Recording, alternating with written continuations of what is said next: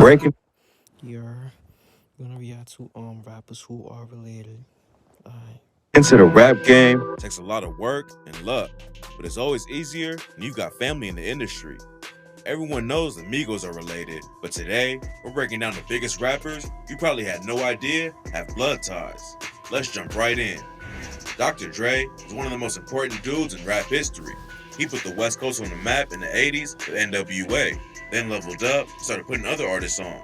Dre discovered Eminem, Snoop Dogg, and 50 Cent, and his own stepbrother is a West Coast legend too. Warren G blew up with Snoop and Nate Dogg in the 90s, but he already had connections in the industry through Dre. Their parents married in the 80s, and Dre got Warren into music when he taught him how to use a drum machine. After Warren introduced Snoop to Dre, it changed the entire game. They started working together, and that's when the West Coast sound really took over. Dre is definitely the most famous brother, but the rap game wouldn't be the same if Warren didn't link him up with Snoop and Nate Dogg.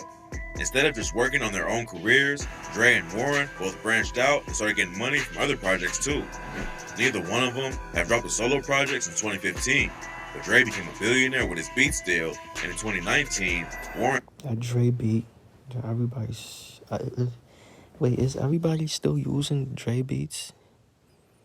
Let me know. Like, started his own brand of barbecue sauce. They aren't topping the charts like back in the day, but when you've had as big of an impact on the rap game as these two, there's no shame in kicking back and enjoying all the racks you stacked up. Cowboy is a Chicago rapper who blew up back in 2018 with the track Envy Me. He had been in the game for a little while and had some momentum in the city, but Envy Me took his career to the next level. Around the same time, King Von became one of the hottest new rappers in Chicago when he dropped the track Crazy Story. Cowboy and Von were both putting on for the city, and it turns out they're actually blood cousins. In 2020, Cowboy revealed that Von was his cousin, and they even linked up for the track Brand New. Cowboy had a rough come up in Chicago. I didn't. At first, I didn't really know they was cousins, bro. And lost a lot of people to violence and drug abuse, and Von's death had a major impact on him, and it definitely messed with his mental health, especially after his cousin passed away from ecstasy and his other cousin got shot in the head. Cowboy was actually supposed to be with Von on the night he died. He told Vlad TV that Von wanted to link up with him at the club, but Cowboy didn't feel like going out. He said that he wasn't trying to go to the club and that Von should come over after and hit up the studio at his house. Von said that Cal had no hoes at his crib, so he didn't want to come through. After Von died, everything going around online started to mess with Cowboy. He said everybody had their own depiction of what went down, and it was tough to see everything, so he had to turn his phone off for a while and relax. Cowboy tragically lost another cousin to the streets, but at least he's still around to carry Von's legacy on through his music. The entire rap game was shocked when the news broke that 21 Savage was born in London and not Atlanta. And that's I was shocked too, bro. the only surprising thing about his life. In 2019, Savage was booked by ICE for having an expired visa, but the cops were allegedly after his cousin, Young Nudy. According to reports, Nudy and two other dudes were being investigated for gang activity, and 21 just got caught up in it because he was in the car with Nudy when they got pulled over. But their homie, DJ BJ, says that 21 was targeted by ICE. Nudy and 21 were in separate cars, and the Atlanta PD wasn't even involved. 21 and Nudy both posted bond and are free now, but they're still fighting the cases.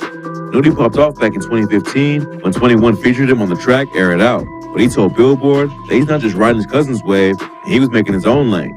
After he did Air It Out with Savage, people just started rocking with him, and he doesn't ask Savage for anything, and he got his clout on his own.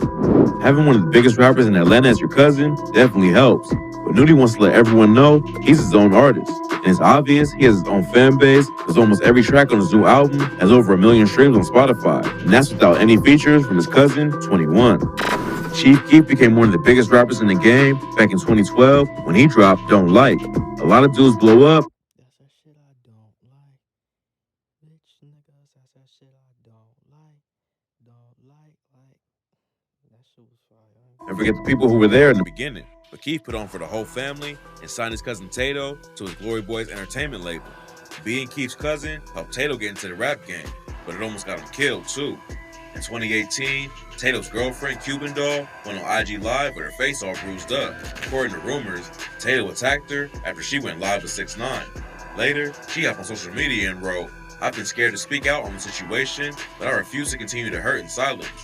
This isn't the first or second or third time this has happened to me.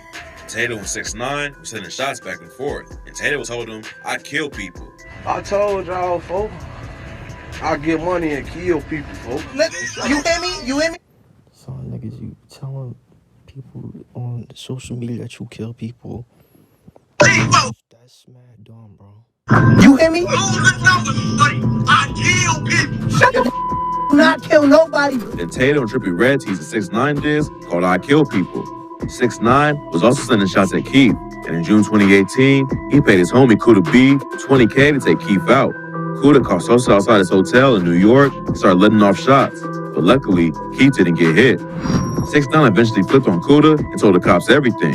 He copped ordering the hit on Keith, but later that year, TMZ posted a video showing he allegedly put a bag on Tato's head too. In the video, Tato and 6ix9ine are arguing on the phone, and at one point, 6ix9ine hands the phone to someone else and tells his crew, "I got a 30-pack on him right now, bruh. Swear to God, I got a 30-pack. 30,000 cash right now." According to Adam 22 from No Jumper, Keith told him Kuda wasn't even trying to hit him. He says that Sosa DM'd him and said Kuda was just shooting in the air. So even if 6ix9ine had a hit out on Tato too, it doesn't sound like anyone was really trying to slide for him. Tato wasn't Keith's only family who made it in the rap game. His cousin Fredo Santana came up in Chicago around the same time as Sosa, and later, Tato's cousins were Fredo.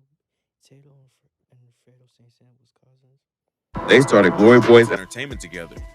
Fredo had a I like that Fredo song that he made with Kendrick, bro. Like that song Jealous. own lane, but he Song always gave Keith props for putting him and everyone else on. He told Be Real TV in 2015 that he respects Keith so much because Keith put 200 people on and gave him jobs, including Fredo. Fredo and Keith made it out of the trenches together, but unfortunately, Fredo's rough come up in Chicago left him with PTSD and he turned to drugs to cope. He was hospitalized in 2017 for a seizure, but he said it was from working too hard and not sleeping enough. Fredo had another seizure later that year that went through liver and kidney failure, and while he was recovering in the hospital, he tweeted, "I'm getting help. I might just go to rehab." Then a few months later, Fredo had another seizure that tragically killed him.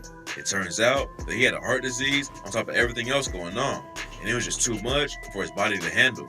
Sosa mourned the loss on social media. Yeah, don't do that type of stuff, kids. If y'all watching this, don't do that type of stuff. Think about your health. And wrote, "Love you, dude, forever. It was good to be able to hug you." Fredo had a lot of talent and survived growing up in Chicago, but unfortunately, he passed away before he could get the help he needed.